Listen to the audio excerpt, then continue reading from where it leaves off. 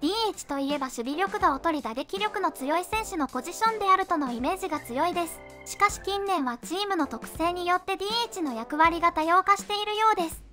二刀流として投打で一流のプレーをする大谷選手が所属するエンゼルス。守備には負担が大きすぎるため DH は大谷選手のための枠としています。また、怪我から復帰明けの選手の枠としていたり、守備の負担を減らし選手を休ませるため様々な選手を分散させて利用しているチームもあります。それについてインターネット番組で議論されていました。You see most plate appearances as a designated hitter this year. Ohtani has the most, and this is an interesting conversation.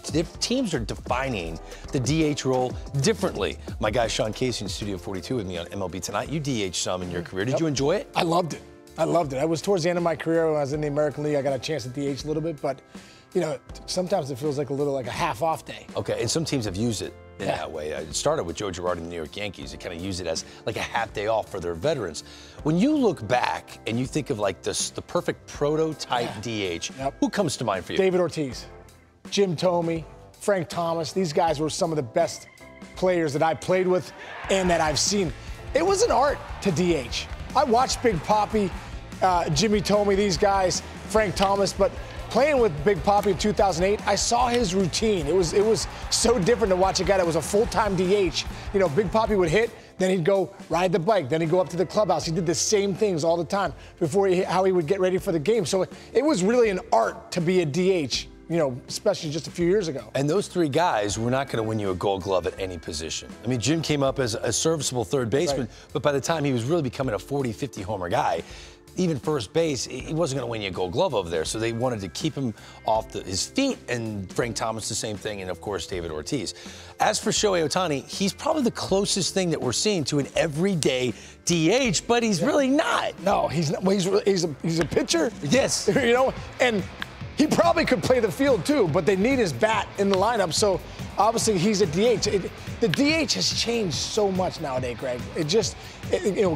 Teams are using it so different. And, you know, Shohei, obviously, him being the DH, and he's also one of the best pitchers in the game, has really revolutionized it. Yeah, so he's like the full-time DH. There's another guy, because of injuries, became a full-time DH, and that's Bryce Harper. Yeah. But they can't wait for him to be able to play first base, because they got two other guys they probably prefer to be DHing too, in Schwarber and Castellanos. Yeah, they definitely have a problem on their hands out there in Philadelphia for having Bryce Harper. Bryce Harper is really good in the outfield. They want him to play out there. But, you know, if there wasn't a DH, we would have not seen Harper last year when he went to the World Series and all the moments that he gave us. If there wasn't a DH because his elbow was hurt, you know, he wouldn't have played last year. They're like, heal quickly so we can put you at first base and then we get other guys in the DH. We're talking about redefining the DH role, and to me, this is the most unique. Because Byron Buxton defensively is as good as we've ever seen in center field. Yeah. And now he is a full-time DH for the time being. This is incredibly unique. This is so unique. You probably have the best defensive center fielder because he can't stay healthy because he plays, you know, he's gap to gap and plays so hard out there. His body breaks down. He's also their best hitter.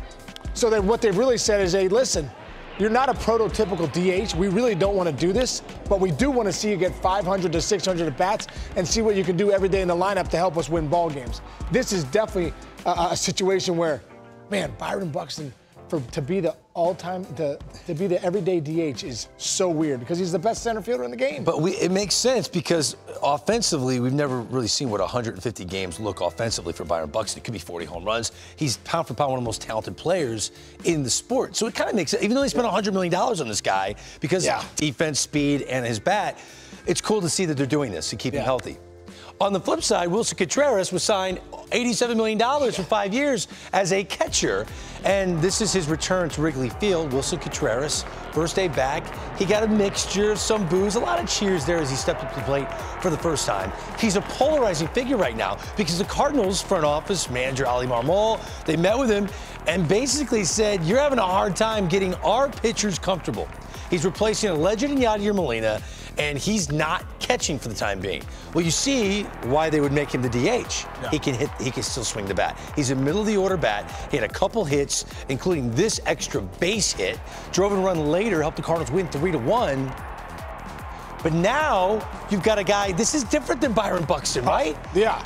This makes no sense to me. They give this guy $80 million to be a catcher, right? You're not giving an $80 million DH. This guy's in his prime. You gave him $80 million to be your catcher, not your DH. For the fact that they're making Contreras the DH, makes no sense to me. And I just think I think right now, when you look at that rotation, you look at the Cardinals pitchers, at the end of the day, those guys are holding the ball.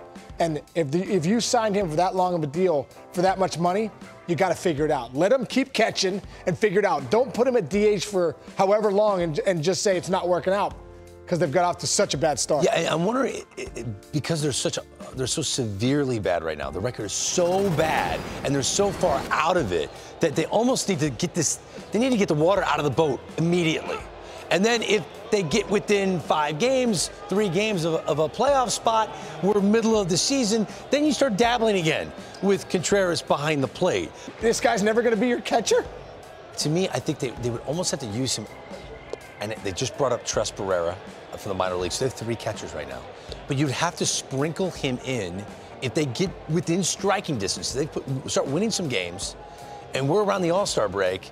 Start treating him like a backup catcher. He's playing every day as a DH, but it's a Sunday afternoon. He's going to catch for Adam Wainwright, or he's going to catch for one of the youngsters. They say they bring up Matthew Liberatore from the minor leagues.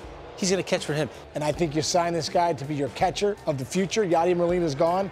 You brought in Contreras for that reason, to be your backstop for the next 5 years. Let him catch. DH の利用方法にはチーム事情により様々な目的があるのが分かりました。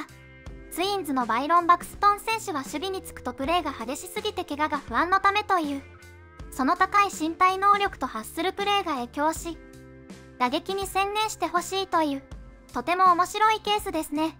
カーディナルスの例はコントレラス選手が原因なのか投手陣なのか、長年支えてきたモリーナ選手の偉大さがよくわかります。エンゼルスは二刀流である大谷選手のためのポジションで固定となります。今後二刀流の選手が出てきて DH は二刀流の選手のためのポジションというケースも増えるといいですね。